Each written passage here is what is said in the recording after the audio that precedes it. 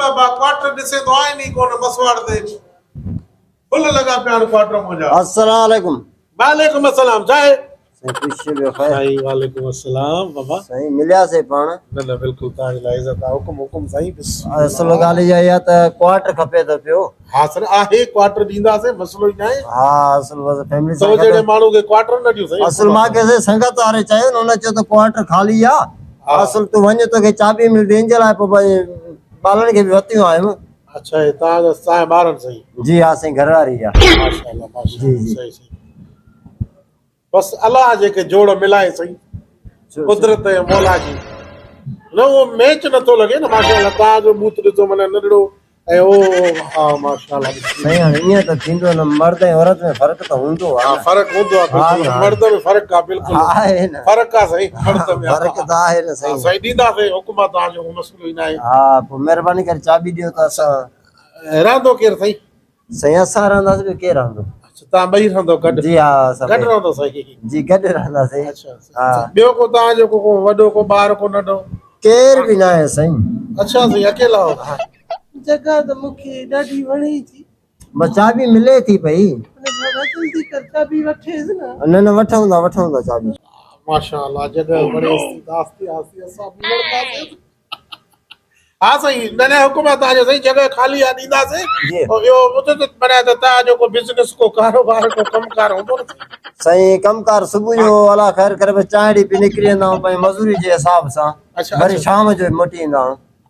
पर कमाण ता में तो बाकी से है तो कोन दी ता मशकरा हो जसे सही हुआ गाल ना है एडी गाल है जेफा तो न कमाई दियो ना आप यही गाल ता कमाण में तो घर में केर रहंदो सही ये समझत आए मुझे जाल पर मर्दा न सही वरी भी घर में एकड़ो मानू ता जो होजे न सही सही मां के न ते भरोसो आ मां के को ले हुआ गाल ना है ता जो को मेहमान अचे दर खड़काए त केर वणे से सही मेहमान हेते नहीं दा जेके इंदा वो गोठे इंदा उनन के खबर ना है त हेते आ न सही को ओड़े पाड़े वारो को मथे को चढ़े तो को पर्दे जे लाए को बिजली ठाए तो कैसा गलाए ता घर मौजो न सही तो सुबह नरड़े के घुराइंदम हां सही हां सही सही सही माशाल्लाह सही ता नालो सही केंजो ता जो सही ता जो मांजो नालो जी, जी। मीर ओ ता जी वाइफ जो दे या शर्म नथो अची न न एड़ी या नाला पुछा खबर न न एड़ी गाल ना है तो बुक में लिखणो पवंदो न वरी सही माण्हू ता पे मांजो लिखो न नालो सही हरता खाम खाने वारू पर नेका नामूनो सही ता जो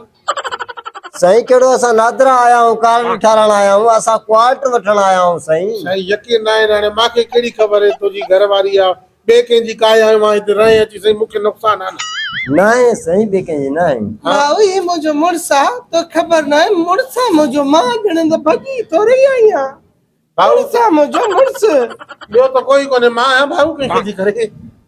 तमा के आ अच्छा सही जी, तव्हां- न न मोजो नालो खीरो आ खीरो जानी खीरो सोड़ो खीरो मिठड़ो खीरो खिलड़ो खूरो को खीरो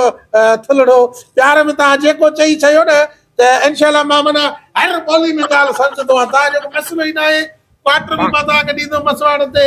मसलो ना है तो जो जेको सही मसवाड़ घणी दीदो ता गालायो मासा न सही मता सही गलाया तो मसलो ना है ता जेको चो नहीं नहीं मसवाड़ मसवाड़ घणी आ 8000 थे थी हां ता जेके दियो को सही मसलो कुछ रायत कयो न हरो भर ये न कयो न भले ब घट थी हां ये के चार वठो असा का हां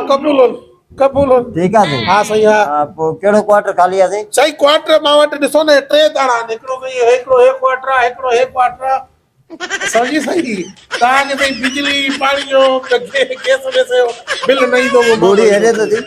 मां भरी दम सही हो अल्लाह ता मानू भला लगो ता माने ता के दिसा तो मुजी दिल खुश थे दी अल्लाह दिल चेदी मां खिला खिला टक बस मां के क्वार्टर मिलियो मां क्वार्टर ते हां बस हां मां क्वार्टर ते हां बस मां क्वार्टर वतो आ हां जी जी सही सही मालिक को रहो सके छु हां सही हां को मसलो नहीं है हां आलू बोड़ी आलू हां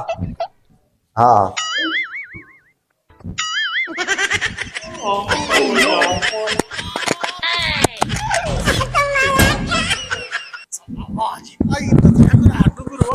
माई माशाल्लाह भाई गोश्त वाली तसे